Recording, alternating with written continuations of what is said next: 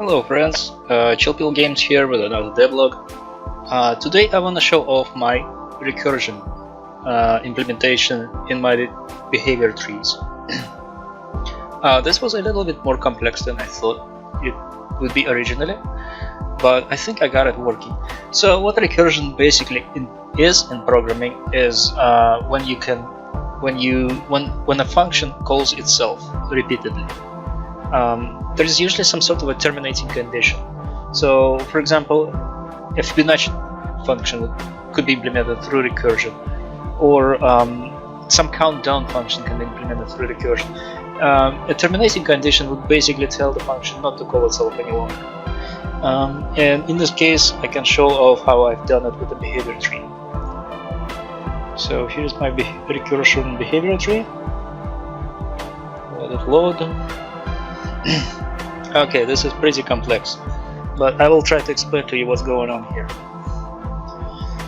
First of all, you always start looking from the root. This is where execution begins, at the root, and it goes down.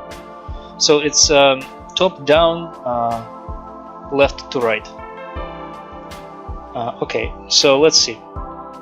The next node that is called is sequence. As I think explained in earlier videos, it's basically a node that executes from left to right, and it executes each child until the first child returns false. Okay, so the first sequence, the first node that's executed is input. Input would take a parameter and assign it to another parameter. In our case, I set it to external set, which means that it will be set by an external tree.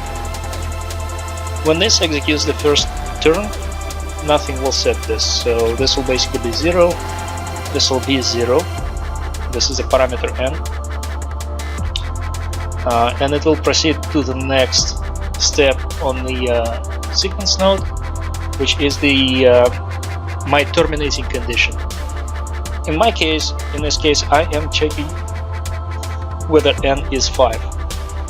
So I have an equality operator which compares our current variable to 5. When it hits 5, it will proceed from top down, and it will return a stop. Now I also have an inverter here. Why? Because by default, when equality fails, it returns false. Right? So if it returns false to the sequence, what it's gonna do? It's gonna start the sequence over from the beginning.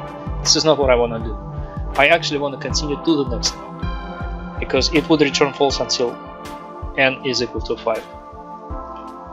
My next node is an addition. I am just gonna add 1 to 5, and I am gonna store it in the result parameter, which is here. Now here I have after addition, I'm going to proceed to the next node, which is nested sequence, sequence 2. And this sequence, all it does is basically it prints out n to screen. So I have like a string converter, converts that to a string parameter, then it has a message action,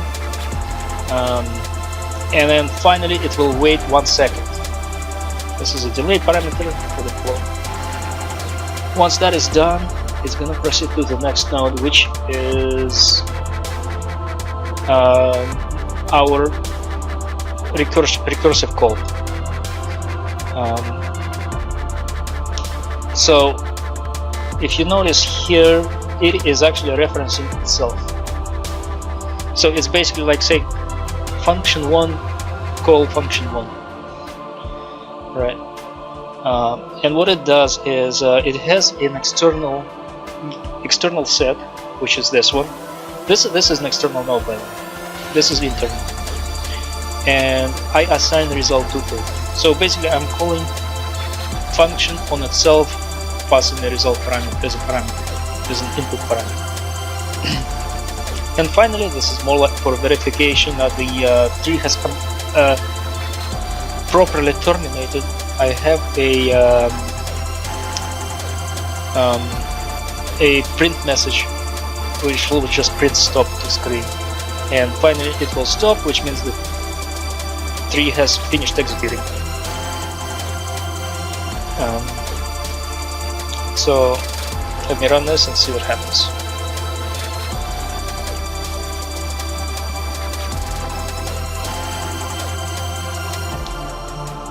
Running the game. I already assigned it to the PC, so I don't need to build it. I can just run it.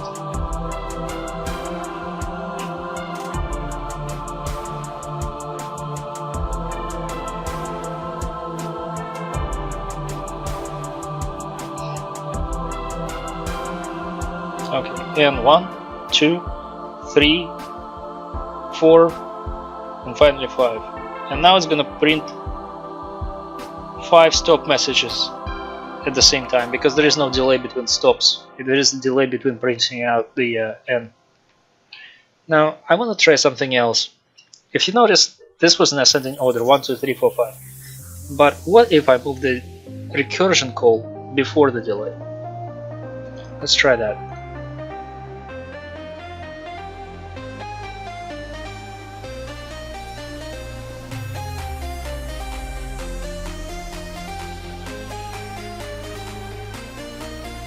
Go back to my recursion behavior.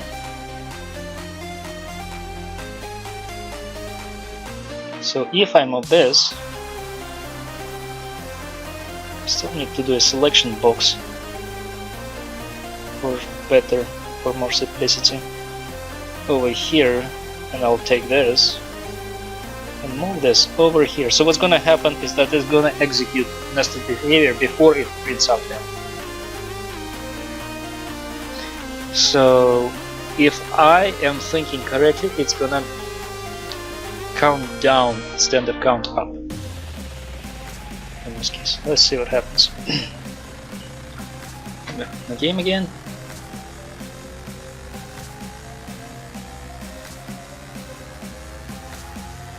What is cool about this designers that they've made is I never have to stop the server. The server is still running the same instance. So I'm modifying data live basically.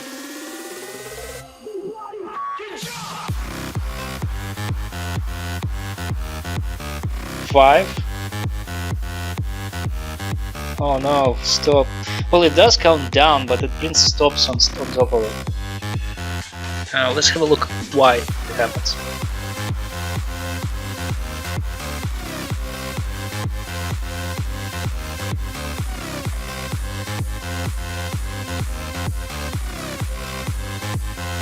I actually think I know why we see that.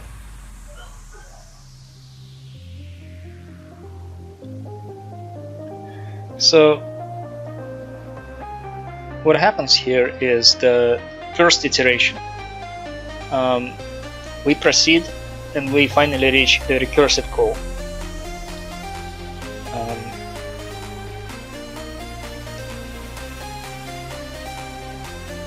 It will execute that before it proceeds to the next node. So it's gonna enter it, enter this tree again. It's gonna go from here, but now n is gonna be 1. It's gonna go until n is equal to 5. When n is equal to 5, it's gonna return a stop. When that returns stop, the recursive tree with n equals to 4 is going to proceed to the next node, and it's going to print out. It's going to print out n equals 5 here, but then 1 second later it will print out stop.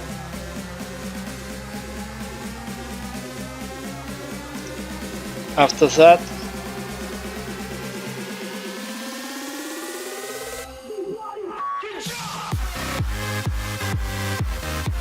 we'll print out stop instantly though. Right, so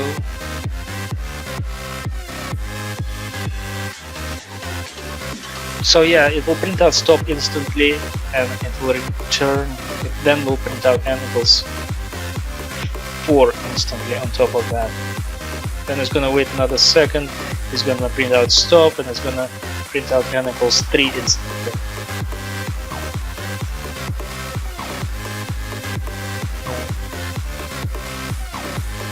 So what we could do here is we can just add another delay. Possibly.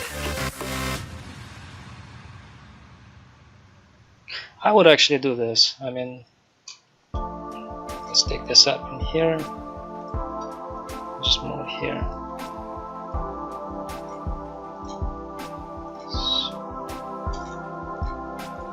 Essentially, this will print stop only once when n is equal to 5. It's not gonna spam the stop.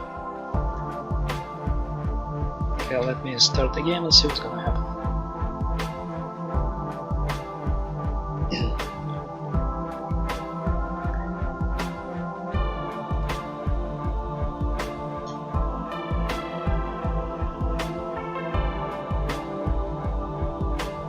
The biggest problem with implementing recursion with a behavior designer is figuring out how to correctly connect nodes to each other.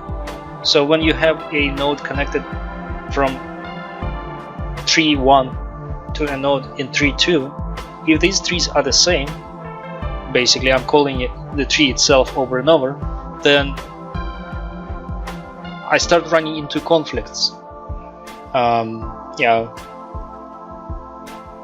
So what is going on here? N equals 5, n equals 5.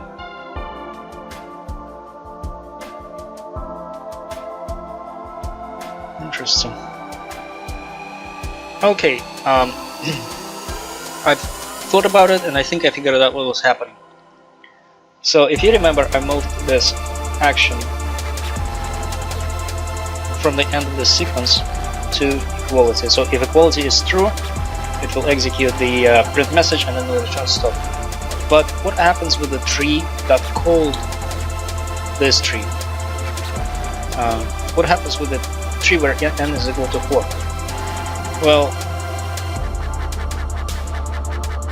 nothing is terminating it basically. It finished the end of the sequence and it's going to start over. And input is still 3 at this point. It's gonna assign 3 here. Then it's gonna check. Wait, is that 3 or is that 4? No, input is 4, right? Yes, input is 4. It's gonna fail this equality. It's gonna add it back to 5 and it's gonna execute the nested, the final recursion call again, which is gonna go into this equality node and it's gonna print this 5 and the stop. Once again, yeah, this one will print 5 and this one will print stop. Okay. You always want to terminate the execution, because otherwise it will just go run indefinitely. So let's try it now.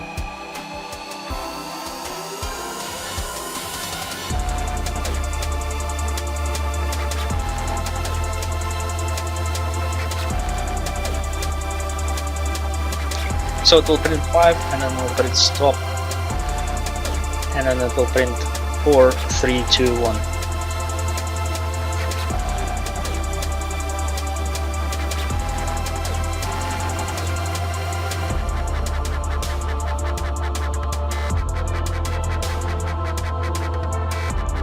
Okay, so n is 5 and stop, and 4, and 3, and 2, and 1. And that's basically it, ladies and gentlemen.